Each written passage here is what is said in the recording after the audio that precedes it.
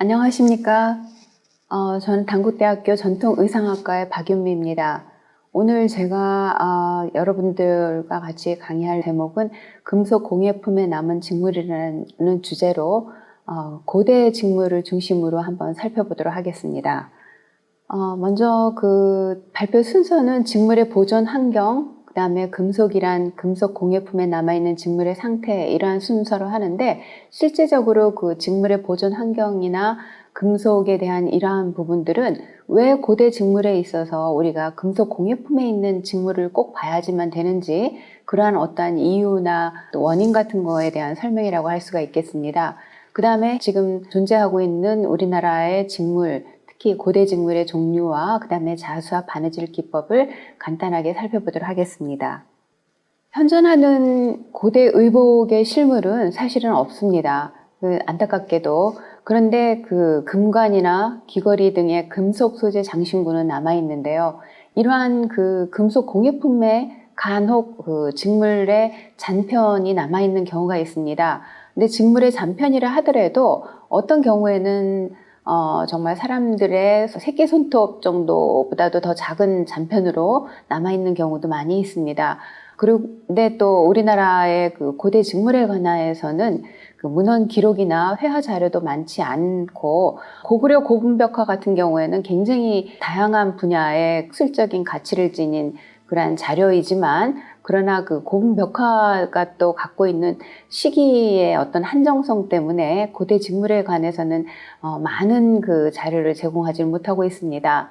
그러므로 금속 공예품에 남아있는 직물은 우리나라 고대 직물 연구에 있어서 아주 귀중한 중요한 자료라고 할 수가 있겠습니다. 직물의 보존 환경을 한번 보도록 하겠는데요. 우리나라 같은 경우에는 아까도 말씀드렸듯이 고대 직물이 그렇게 많이 남아있는 것이 없습니다. 그 이유는 직물은 유기물의 일종인데, 유기물은 땅속 지중 동물이나 미생물이 분해해서 그 형체가 남지 않게 됩니다. 그러므로 이러한 그 직물류가 보존이 되기 위해서는 먼저 공기가 차단이 돼야 되겠고, 그 다음에 낮은 온도 그리고 낮은 습도의 조건이 필요합니다.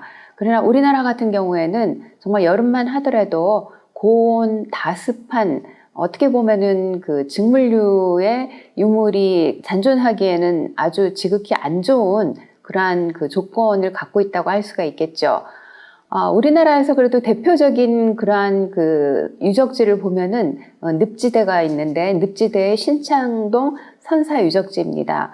늪지대 같은 경우에는 공기가 차단되었기 때문에 거기에서는 그래도 많은 특히 이제 신창동에서는 곡식뿐만이 아니라 그 목재 유물들도 많이 나왔습니다. 그런데 직물편으로 나온 거는 몇 점이 없었던 걸로 알고 있고요. 뭐 끝목이라던가 이런 것들이 남아 있고, 그리고 또 중요한 그 목재 유물 가운데 그 방적 도구의 일부분들이 발견이 되었습니다. 그래서 당시 그 마하안에서의 그 직조가 어떻게 이루어졌는지를 한 단면을 살펴볼 수 있는 그러한 유물들이 나왔습니다.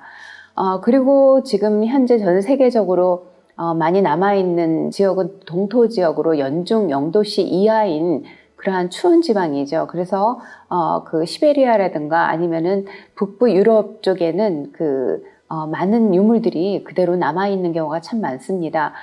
그런 경우는 또 밑에 사막지대와 마찬가지로 습도가 없고 그렇기 때문에 그야말로 그 직물의 원래 색상까지도 그대로 보존되어 있는 경우가 굉장히 많아서 몇천 년 전의 직물이라고 할 수 없을 정도로 그렇게 상태가 좋은 직물들이 많이 있습니다. 반면 정말 우리나라 같은 경우에는 그런 유물들에 대한 정보도 없고 실물 유물도 없는 편이죠. 그러면 금속이 과연 무엇인가? 금속은 고체가 되었을 때 광택이 나고 전기 및 열을 잘 전달하는 그 특성이 있습니다. 그리고 넓고 얇게 펴지는 전성 성질과 그리고 연성 성질을 갖고 있기 때문에 어떤 공예품을 만드는 데 있어서 굉장히 그 중요한 그러한 그 소재로 사용이 되고 있죠. 그리고 화학 원소 자체 하나로 사용되기도 하고 또 몇 가지를 합쳐서 합금으로 존재하기도 합니다. 그 대표적인 것으로는 금, 은, 동, 주석, 납, 철 등이 있습니다. 지금 제가 사진에 보여드리는 것이 우리나라 그 고대 금속 공예품에 남아있는 직물의 대표적인 상태입니다. 왼쪽에는 금동 유물이고요. 그리고 가운데는 철 유물입니다. 그리고 왼쪽이 그 은제 금구인데 오른쪽에 남아있는 부분을 보면 하얀 이러한 은이 그대로 남아있는데 여러분들이 보시는 이 부분은 그 안쪽입니다. 실제적으로 은 같은 경우에는 금동이나 그 철에 비해서는 그렇게 많은 직물들이 남아있지는 않습니다. 이와 같이 이렇게 그 금속 유물에, 금속 공예품에 이렇게 직물이 남아 있는데 우리가 보통 이거를 수착되어 있다라고 표현하기도 합니다. 수착이라는 건 뭐냐면은 금속 주변에 이러한 직물과 같은 유기물이 그 부식 생성물의 화석화 작용에 의해서 유기물이 원래 갖고 있던 성질은 없어지고 그 주변의 금속처럼 똑같이 되는 것입니다. 그래서 지금 왼편에 보이는 동경에 있는 직물도 금동이기 때문에 금동 녹에 쓴 것과 같은 이러한 현상을 보이고 있고요. 그 다음에 중간에 이 철기 유물도 이 위에 있는 직물들이 지금 몇 겹으로 이렇게 붙어 있지만 그러나 실제로 떼낼 수도 없고 그리고 철과 같이 아주 단단하게 그렇게 되어 있는 상태입니다. 그래서 이렇게 보시다시피 직물의 원래 색상은 남아있지 않습니다. 그러나 육안으로 보기에도 직물의 조직이라던가 이런 것들은 그대로 남아있고 그리고 또 특히나 우리가 이거를 과학적인 방법에 의해서 분석을 해보면은 섭리의 성분들은 그대로 남아있는 상태입니다. 그래서 이렇게 육안으로 보기에 이게 마섬유인지 견섬유인지 모르지만은 과학적인 분석에 의해서 우리가 성분 분석이 가능하기 때문에 이것이 중요한 자료로 역할을 할 수가 있다는 겁니다. 그러면 직물 분석 방법에서 분석 기구를 한번 보도록 하겠습니다. 먼저 밀도경인데요. 이 밀도경 같은 경우에는 그야말로 밀도를 측정하기 위해 사용하는 도구입니다. 밀도경으로 본 화면인데요. 여기 지금 그 왼쪽에는 센티미터로 되어 있고 오른쪽 이 두 면은 인치로 되어 있습니다. 밀도경에 따라서 인치로 되어 있는 것도 있고 센치로 되어 있는 것도 있는데 이와 같이 지금 예를 들어 센치당 올수가 과연 몇 올인지를 셀 수 있는 그것이 바로 밀도경이고요. 그 다음에 이제 확대경이라고 일명 우리가 루페라고 많이 이야기를 하는데 요즘은 이러한 루페가 없어도 그 핸드폰에 워낙 사진 기능이 뛰어나기 때문에 핸드폰으로 사진 찍어서 확대해서 보면은 우리가 알고 싶어 하는 호기심은 어느 정도 해소가 될 수 있습니다. 그 다음에 이제 후도계인데요. 후도계는 두께를 측정하는 거고요. 그 다음에 색차계라고도 하는데 이거는 그 직물을 측색을 하는 것입니다. 측색하는 이유는 직물이 갖고 있는 색상이 과학적으로 명도, 채도, 기타 등등 그렇게 어떠한 값을 갖고 있는지를 측정하는 것입니다. 이렇게 과학적인 그 분석이 중요한 이유는 직물은 변하기 마련인데 몇 년 후에 변했을 때에 본래 색상이 퇴색해서 변색되거나 퇴색되거나 혹은 다른 것들에 이염이 되는 경우가 있는데 이렇게 과학적인 수치로 남겨두면은 본래 색을 알 수 있기 때문에 굉장히 중요한 자료라고 할 수가 있겠습니다. 그 다음에 이제 밑에 보면은 그 현미경들이 이제 쭉 나와 있는데요. 그 실체 현미경은 우리가 확대해서 볼 수 있는 거고 평광 현미경 같은 경우에는 아래에서 그 빛을 투과해서 볼 수 있는 그러한 현미경이고 주사 전자 현미경도 있습니다. 그러면은 예로서 과연 어떻게 구분을 하는지를 살펴보면은 지금 이 직물 같은 경우에는 우리나라 17세기에 조선시대의 분묘에서 출토된 유물인데 아주 드물게 이렇게 색상이 조금 남아 있습니다. 이거를 실체 현미경으로 확대해서 보면은 이렇게 경사나 위사가 어떠한 실로 사용이 됐는지 꼬임이 어떤지 조직이 어떤지를 파악할 수가 있습니다. 그 다음에 이제 평광 현미경은 그 밑에서 빛이 투과돼서 보이는 걸 알았죠. 그래서 이 경우 같은 경우에는 직물을 이렇게 똑바로 세워가지고 단면을 잘라서 단면을 보게 되어 있습니다. 그래서 직물이 갖고 있는, 그러니까 시료가 갖고 있는 색상을 그대로 나타내지만 또한 단점은 이 평강현미경 같은 경우에는 배율이 높지를 않습니다. 그래서 지금 이 직물 같은 경우에 이 단면이 약간 삼각형으로 견직물인데 이것이 이렇게 잘 구분이 안 되죠. 근데 주사전자현미경 같은 경우에는 직물 같은 경우에는 5,000배 이상을 찍어본 적이 없지만 이렇게 고배율로 평강현미경에 비해서 고배율로 나오기 때문에 금방 이렇게 단면을 파악할 수 있습니다. 그 다음에 측면 관찰도 다 가능하죠. 그러면 직물 분류 방법에서는 먼저 성분 분석에 의해서 마섬유, 견섬유, 모섬유로 분류할 수 있고 또 직물 조직에 따라 평직, 능직, 중조직, 익조직 등으로 구분이 됩니다. 그리고 직물의 조직도 결국은 물리적 특성이긴 하지만 또 직물 밀도라든가 꼬임이라든가 또 직물에 있는 무늬 등으로서도 또 구분을 하기도 합니다. 오늘 여러분들과는 그 성분에 의해서 마섬유, 견섬유, 모섬유로 나누고요. 견섬유 같은 경우에는 굉장히 다양하게 나와 있습니다. 그래서 견섬유는 그 조직별로 평직, 능직, 중조직 등으로 구분해서 한번 살펴보도록 하겠습니다. 그러나 대부분 고대 직물뿐만이 아니라 지금 조선시대 직물도 그렇고 아주 많은 직물들이 출토돼서 나오고 있지만 그러나 지금까지 직물명이 명확하게 규명되지 못한 것들이 많이 있습니다. 먼저 마섬유입니다. 마섬유는 일종의 인피섬유라고 할 수가 있는데요. 섬유의 줄기나 잎 등 질긴 부분을 채취해서 실로 만들어서 직조를 하는 거죠. 그 삼은 그 삼의 특성상 전국적으로 재배를 할 수가 있습니다. 그래서 북한의 그 이북 지역의 그 추운 지역부터 우리나라 남쪽에까지 전국적으로 삼배는 생산이 되었었고요. 모시 같은 경우에는 충남, 이남의 그러한 온난한 지역에서 재배가 가능합니다. 그래서 현재까지 지금 그 성분 분석까지 해서 확실하게 구분이 된 걸로는 삼배와 모시 두 종류가 발견이 되었습니다. 사실 이제 제가 그 고대 직물에서 갈섬유 같은 것도 나오지 않을까라고 좀 많이 조사를 했는데 아직까지는 나오지는 않았습니다. 지금 왼쪽 사진을 보면은 삼을 수확하고 있는 거고 오른쪽은 모시를 수확하는 겁니다. 제가 그 본 우리나라의 삼은 그 높이가 그러니까 길이가 2m를 넘는 거를 제가 못 봤거든요.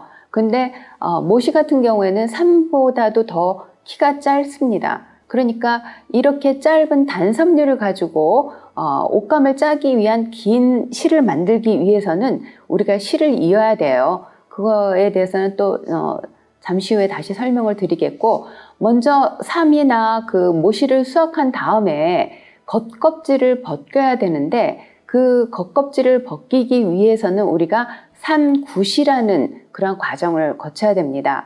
그래서 단단한 속줄기와 섬유질, 인피를 분리하기 위한 일종의 찌는 과정이라고 할 수가 있는데요. 가야의 그 유적지에서 이러한 삼가마로 사용된 것이 나왔는데 지금 오른쪽은 지금 현재 삼굿을 하는 과정의 그 사진인데 이렇게 지금 가야의 삼굿 시설처럼 만들어 놓은 것도 있지만 아니면은 그 산밭에서 바로바로 수확을 해서 그 자리에서 찌는 경우도 많이 있습니다. 그러나 공통적인 것은 가야의 삼가마에서 볼 수 있듯이 깊이 파가지고 여기에다가 그 삼단을 이렇게 쌓고 양쪽에 이 구멍이 있는 쪽에다가 돌들을 쌓고 거기에 뜨거운 불을 지펴서 뜨겁게 한 다음에 그 삼단 위에 이렇게 흙을 다시 덮고 구멍으로 물을 넣으면은 수증기가 나오면서 뜨겁게 되면서 찌게 되는 그러한 과정입니다. 섬유를 긴 실로 만들기 위해서 삼기가 필요하다고 했는데 삼삼기의 대표적인 모습을 지금 그 풍속화에 나타난 거죠. 우리나라는 그 방적과 방직, 그러니까 옷감을 만드는 모든 과정을 대부분 여성들이 했습니다. 그래서 그 여성들이 이렇게 무릎을 내놓고 여기에다가 그 맨살에다가 이렇게 이 짧은 삼을 이어나가는 이러한 과정이죠. 근데 현재도 이렇게 그 무릎 위에서 하는 경우가 많이 있습니다. 그런데 요즘은 또 기구를 사용하는 지역이 많아서 뭐 일종의 다리미라던가 다름이 판이나 아니면은 고무판 위에서 하는 경우도 있습니다. 고대 직물을 보면은 그것을 우리가 들춰낼 수는 없지만 이렇게 그 중간중간에 삶기를 한, 즉 그 두 실을 이은 이러한 흔적이 있습니다. 그래서 이러한 흔적을 보고 우리가 과학적인 분석을 하지 않더라도 이것이 견섬유인지 아니면은 그야말로 마섬유인지의 구분은 가능한 그러한 그 흔적이라고 할 수가 있겠습니다. 예를 들어서 지금 그 두 직물의 사진을 제가 제시를 하고 있는데요. 왼쪽의 사진 같은 경우에는 금동 제품인 관모에 수착되어 있는 직물이고 오른쪽은 화살통에 수착되어 있는 직물입니다. 그런데 이 두 직물을 보면은 지금 실의 꼬임도 S꼬임, 즉 오른쪽으로 꼬임이 가 있고 실 직경도 거의 비슷합니다. 그리고 밀도도 굉장히 비슷하죠. 그래서 우리가 이거를 육안으로 봤을 때는 어떤 것이 삼배이고 어떤 것이 못인지 구분이 안 됩니다. 현재 그 나오는 시중에서 판매되는 못이나 삼배 같은 경우에는 간혹 우리가 그 직물의 태를 보고 구분을 하는데 여기서는 태가 전혀 나와 있지 않기 때문에 구분이 불가능합니다. 그런데 실제적으로 우리가 과학적인 분석을 해보니까 왼쪽은 삼배였고 오른쪽은 못이었습니다.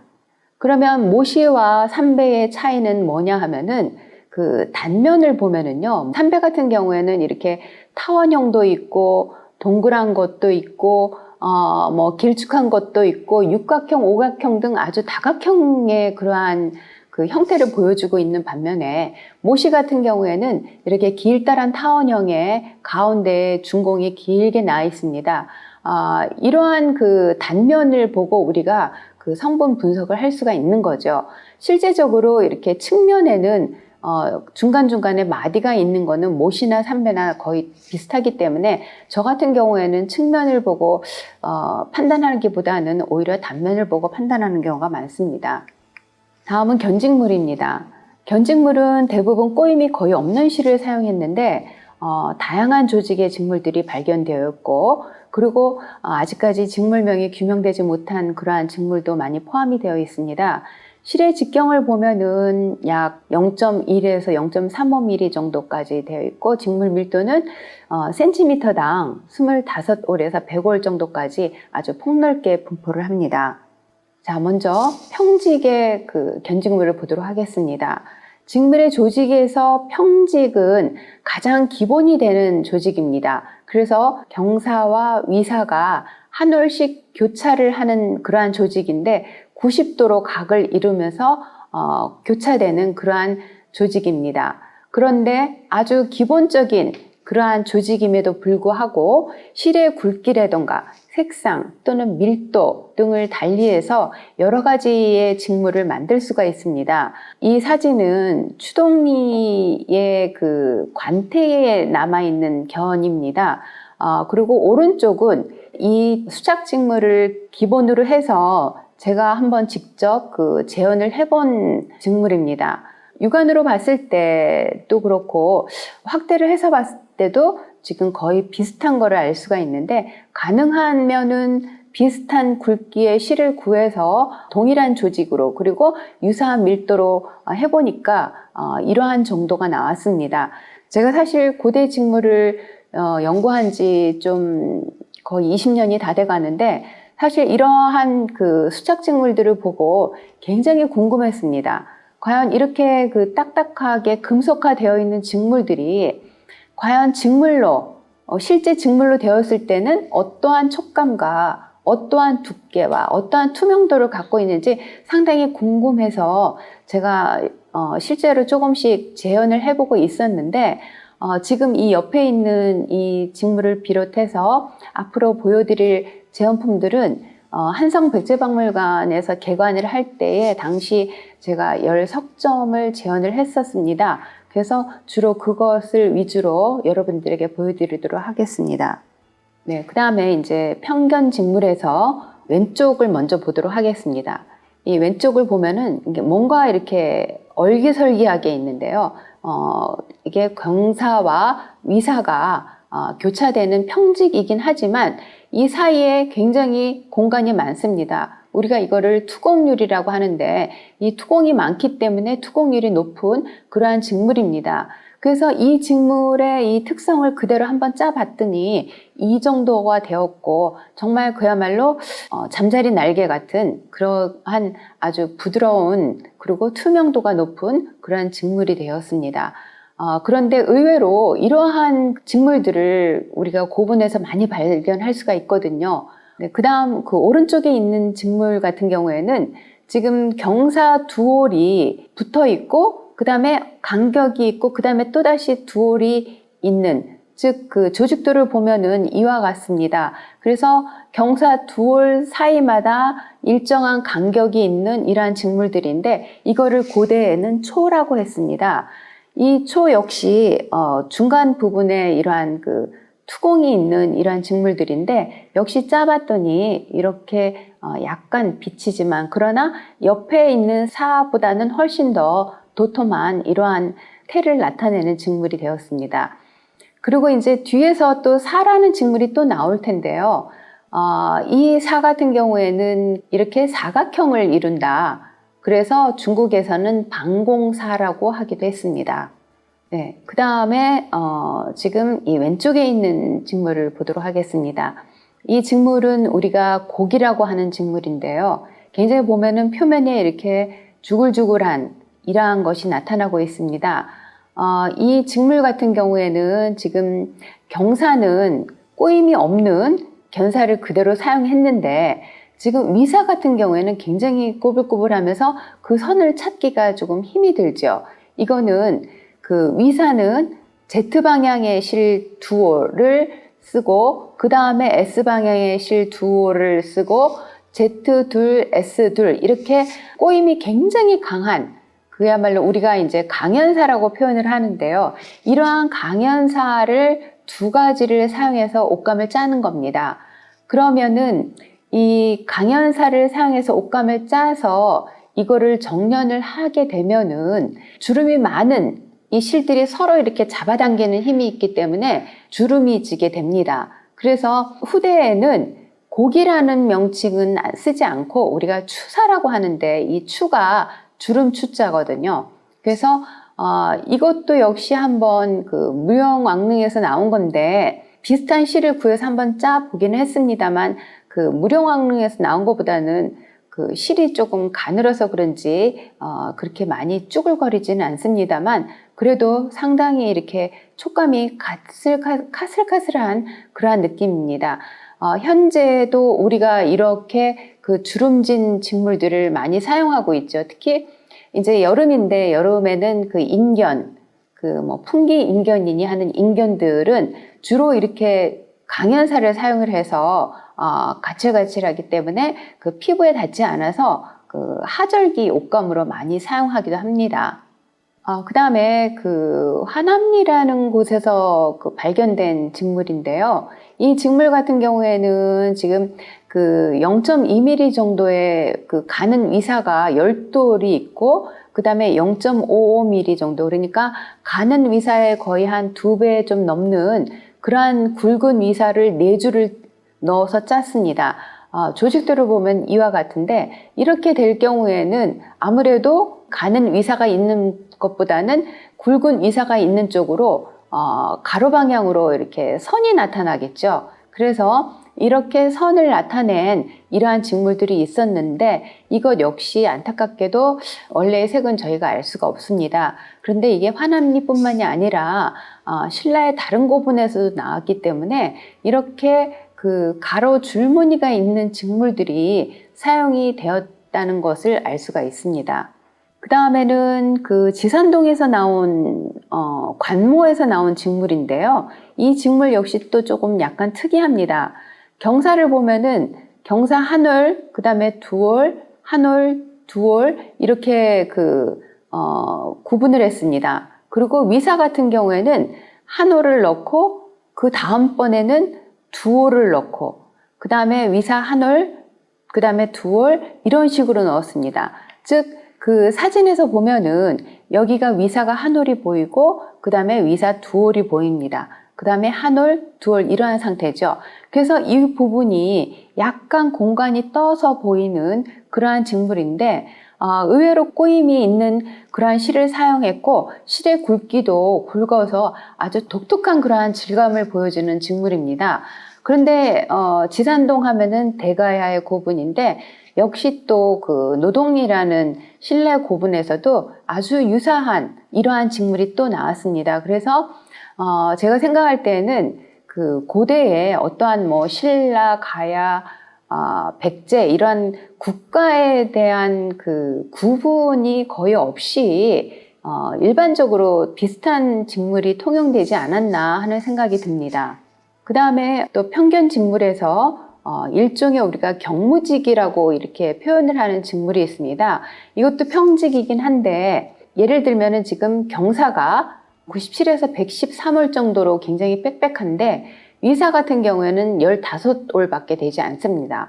그런데 15올이지만 경사에 비해서 굉장히 굵죠. 그래서 이거 역시 그 가로로 계속 이렇게 톡톡하게 줄무늬가 드러나는 이러한 직물입니다. 밑에 이거 재현한 거를 보시면 아시겠지만 경사가만 보이고 위사는 거의 보이질 않습니다. 그 이유는 경사의 올수가 굉장히 많기 때문에 위사를 감싸서 위사가 보이지 않는 경우죠. 근데 이것과 반대의 경우도 있기는 하지만 우리나라에서 발견된 거는 지금 경무직의 이러한 경사 올수가 많은 이러한 직물들이 발견이 되었습니다. 그 다음에 이제 오른쪽에 있는 직물은 백제의 능산리 사지에서 나온 직물인데요. 이 직물 같은 경우에는 제가 직접 그 유물 조사를 하지는 못했고 저도 도록으로만 봤습니다. 근데 정말 드물게 유물과 분리가 되어서 이렇게 떨어져 나와 있더라고요. 그래서 유물 조사를 굉장히 하고 싶었는데 워낙 그 직물 상태가 안 좋아서 그 유물 조사를 하지는 못했습니다. 그런데 그 사진을 가만히 들여다 보니까 세로선이 쭉쭉 나 있는데 제가 한번 올수를 세어봤거든요.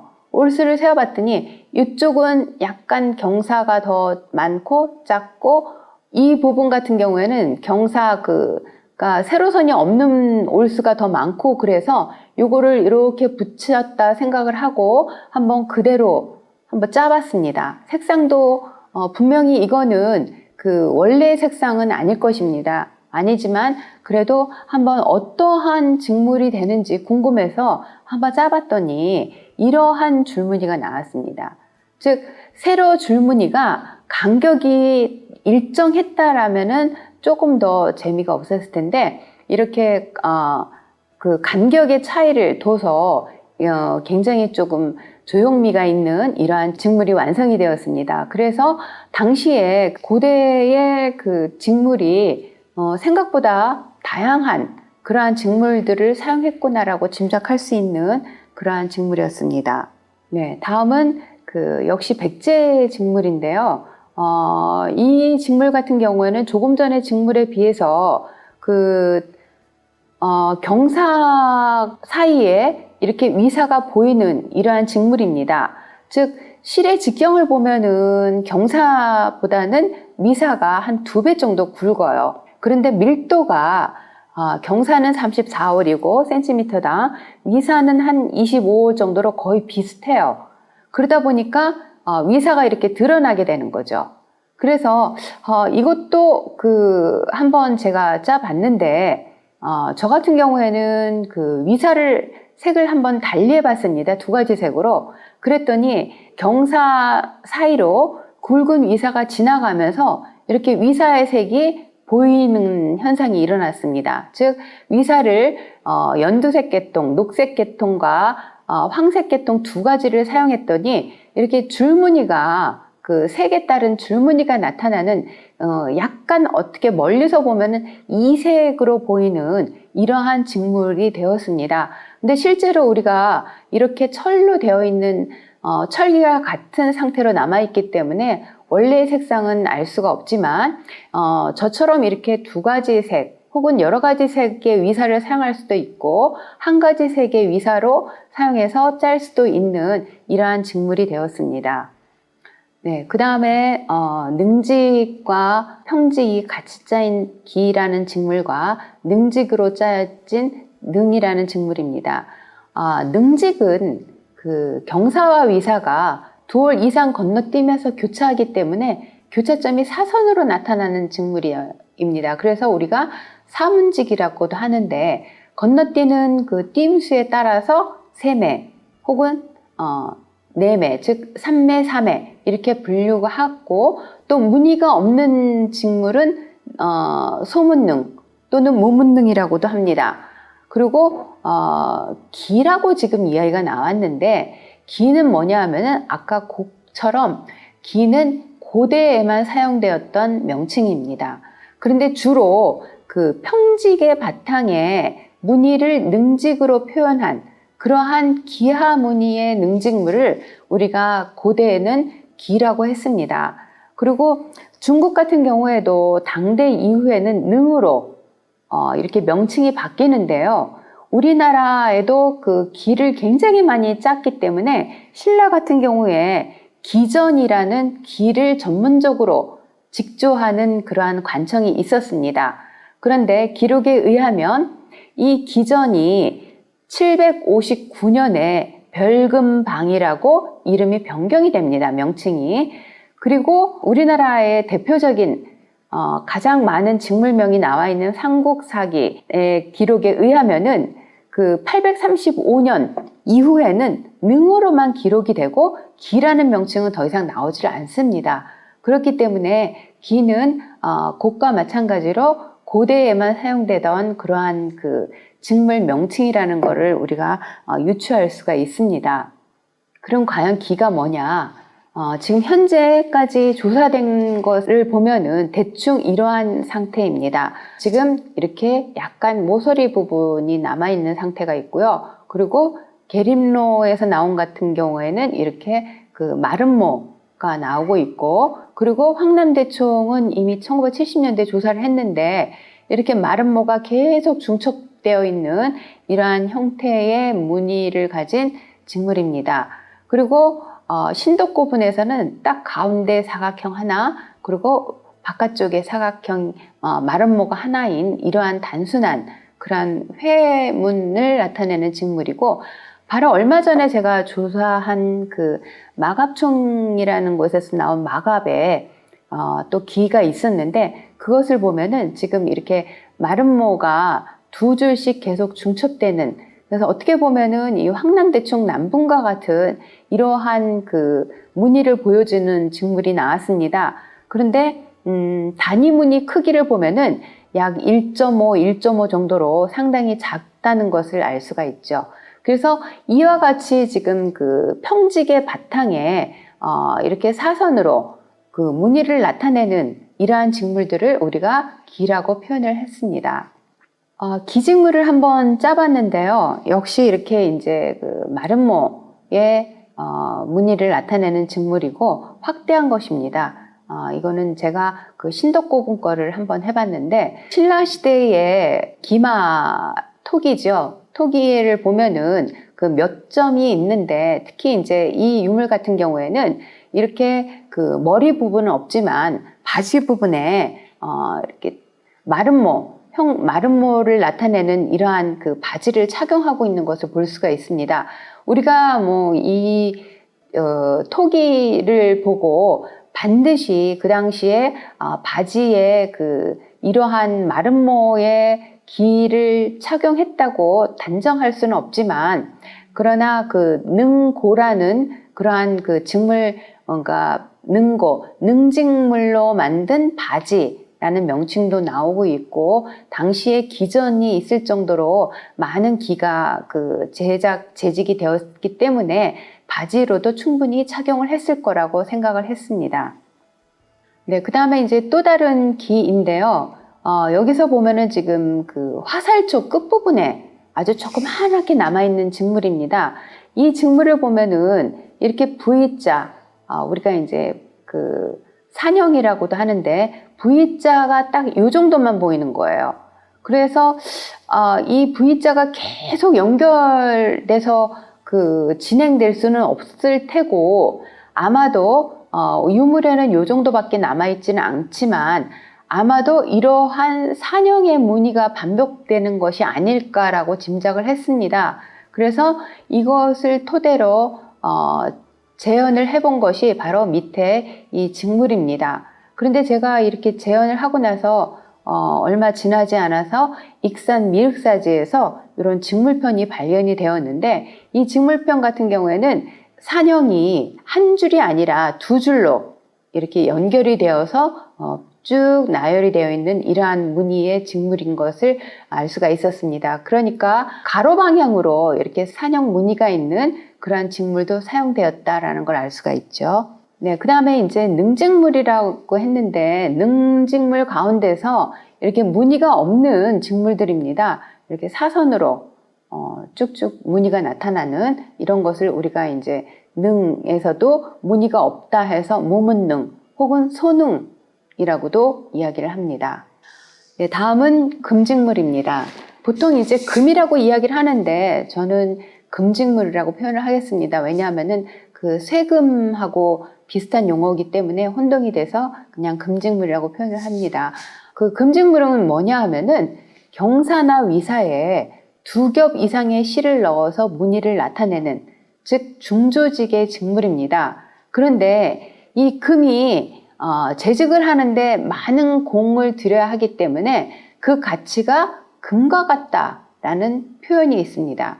이렇게 기록이 되어 있는 이유는 예를 들어서 이제 금 500g과 이 금직물 500g의 값이 똑같다는 그러한 이야기겠죠. 즉 그 정도로 이 금을 재직하는 데는 굉장히 어려움이 따른다라는 이야기입니다. 근데 현재 지금 우리나라에서 그 발견된 금직물 같은 경우에도 대부분 보면은 상위 계층의 고분에서 출토가 되었습니다. 그런데 그 삼국지 마한조에 보면은 마한 사람들은 금, 은이나 금, 수를 보배로 여기지 않는다라는 기록이 있어요. 그래서 이 금수라는 건 뭐냐면은 금직물과 수를 놓은 그러한 직물을 보배로 여기지 않는다라는 내용이겠죠. 이거를 가지고 이제 두 가지로 우리가 해석을 보통 하는데, 굉장히 없기 때문에 거의 없어서 뭔지 몰라서 이렇게 보배로 여기지 않는다라고 어떤 그 역사학자분은 해석을 하셨는데, 저 같은 경우에는 그게 아니라 금처럼 가치가 많은 직물임에도 불구하고 금을 많이 짜서, 금직물을 많이 짜서 착용을 했기 때문에 보배로 여기지 않을 정도가 아니었을까라고 저는 추정을 합니다. 왜냐하면은 상위 계층에서 많이 나오긴 하지만 그러나 정말 상당히 많은 그러한 금직물이 나오고 있어서 우리나라 고대에 이러한 귀한 금직물이, 그러니까 상위 계층에서 보편적으로 사용되었던 그러한 직물 가운데 하나였다라고 저는 추정을 합니다. 그리고 고대 고분에서 나오는 거는 주로 경사 쪽으로 무늬를 넣은 경금인데, 이제 중국도 당나라 이후에는 위사 쪽으로 무늬를 표현한 위금이 출현이 됩니다. 이 이유는 경사보다는 위사 쪽으로 무늬를 표현하는 것이 훨씬 쉽기 때문에 이렇게 또 직물에서도 변화가 있습니다. 우리나라의 금직물이 지금 무늬가 남아있는 것이 없기 때문에 고대 중국의 금직물을 한번 보여드리려고 사진을 갖고 왔는데, 보시다시피 굉장히 화려합니다. 이렇게 그 새라던가 아니면 어떤 상상의 동물, 용 같죠? 용 같은 이러한 상상의 동물들도 있고, 그리고 이 부분에서도 서수라고 한 날개가 달린 어떤 상상의 동물들, 그리고 용들, 구름과 그 다음에 글자도 표현이 되어 있습니다. 이렇게 아주 굉장히 화려한 이러한 그 직물들이 바로 금직물입니다. 그렇기 때문에 금과 같이 비싸다라고 할 수가 있겠죠. 그리고 현재 지금 우리나라에서는 이 금직물을 몇 년 전에 이제 복원을 하고 있는데, 지금 중국에서는 온금과 그 다음에 촉금, 운금 같은 경우에는 유네스코의 문화재로 지정이 되어 있고, 그리고 이제 일본에도 그 금직물과 금직물 집기가 남아 있습니다. 그런데 제가 중국의 성도에 있는 그 촉금 짜는 곳을 갔는데 역시 하루에 그 직조를 하는데 거의 한 10cm 정도밖에 짤 수가 없다. 이러한 이야기를 하고 있었습니다. 그러니까 요즘도 그런데 당시에도 굉장히 힘들었을 거라 생각돼서 이러한 그 금직물이 얼마나 비싼 직물이었는지를 짐작할 수 있습니다. 예, 우리나라에 남아있는 직물들은 중국과 비교할 수가 없을 정도로 그렇게 아주 작은 편으로 남아있죠. 이것이 바로 천마총에 남아있는 직물인데 거의 실제 길이는 여기서 여기까지가 길이가 한 5cm가 안 되는 걸로 제가 기억을 하고 있습니다. 근데 두 가지 색이 분명하게 이렇게 보이고 있고요. 그래도 지금 그 무령왕릉이라는 한 고분에서 나온 금직물을 봐도 이렇게 다양합니다. 즉 왼쪽 것은 실이 굵기 때문에 이렇게 톡톡하고 중간에는 뭐 약간 그 중간 정도의 밀도를 보이는 반면 오른쪽에 있는 그 직물 같은 경우에는 굉장히 가는 실로 짰어요. 그래서 금직물이라 하더라도 과연 이게 짰을 때 어떠한 무늬를 나타낼지 굉장히 궁금한데 이렇게 아주 성근 이러한 그 금직물도 있습니다. 네, 그 다음에 또 아주 특이한 직물을 발견을 했는데요. 그 철판이라는 유물에 남아있는 직물입니다. 이 직물을 보면은 지금 이쪽 부분에 뭔가 이렇게 그 무늬가 보이고 있고 이쪽에는 없습니다. 근데 처음에는 저는 이것이 이제 능직이라고 생각했는데 나중에 다시 이렇게 조사를 해보니까 바로 금직물이었습니다. 이 직물은 이렇게 6줄의 그 세로 방향의 그 산형문, 기와무늬가 있고 그 다음에 여백이 있고 또 다시 무늬가 나타나는 그러한 오른쪽에 있는 그 무늬처럼 이러한 그 무늬를 보여주고 있는 세로 방향으로 산형을 나타내고 있는 이러한 직물이었습니다. 금직물이었기 때문에 분명히 제가 생각할 때는 바탕색과 이 무늬는 달랐을 거라고 생각합니다. 그래서 이 무늬가 굉장히 도드라졌겠죠. 아까 우리가 가로 방향의 능직물을 봤는데 능직물 같은 경우에는 이 무늬도 그렇고 바닥도 그렇고 똑같은 색으로 직조를 할 수밖에 없습니다. 그런데 금직물 같은 경우에는 다른 색으로 무늬를 표현할 수 있기 때문에 이러한 기와 무늬가 아주 멀리서도 굉장히 도드라져 보이는 그러한 직물이었을 거라고 추정이 됩니다. 그 다음에 이제 고구려 고분벽화는 굉장히 많은 복식 자료를 주고 있습니다. 그래서 우리가 당시에 상위층부터 하위층까지의 복식이 어땠는지 또는 그 직물 무늬가 과연 어땠는지를 알 수 있는 그러한 단서를 제공하고 있는데 동안리 고분벽화를 보면은 이렇게 특이하게 마름모 모양의 무늬의 그 직물을 입고 있는 인물들이 있습니다. 이렇게 뭐 3가지 색상, 2가지 색상, 2가지 색상 이렇게 또 그 대각선으로 쭉 무늬가 있는 이러한 직물로 된 옷을 착용하고 있는데 백제 직물에서 나온 것 중에 금동신 안에 들어있는 직물입니다. 이 직물은. 그래서 이 직물의 굵기 그대로 직물의 밀도와 실의 굵기를 유사하게 해가지고 저도 이 동안리 고분벽화처럼 2가지 색상을 한번 짜봤습니다. 그랬더니 유물과 아주 비슷하게 되었죠. 그런데 이제 이렇게 본래 색상이 남아있지 않기 때문에 우리는 어떠한 무늬를 넣었는지는 모릅니다. 불행히도. 그렇지만은 충분히 그 다양한 무늬로 짰을 거라고 짐작은 할 수가 있죠. 그 다음에 이제 견직물 가운데서 우리가 라라고 하는 직물이 있습니다. 이거는 보통 우리가 익조직, 익이라는 거는 꼴익이라는 말인데 경사가 꼬이면서 이 꼬이는 사이에 위사가 들어가는 이러한 직물들입니다. 아까 봤던 평직과는 좀 다르죠. 그래서 이 경사 두올이 꼬이는 거를 우리가 이경교라라고 하고 또 사라고도 합니다. 그리고 경사 세올 또는 네올이 이렇게 한 위사와 꼬이는 거 이런 거를 우리가 라, 직물이라고 하고, 경사 세월이 꼬이는 거를 삼경교라, 또 경사 내월이 꼬이는 거를 사경교라라고 하지만 일반적으로 우리가 이 두 직물을 모두 다 라직물, 라라고 합니다. 그런데 삼경 같은 경우에는 이거는 고려시대에만 보이는 그러한 직물입니다.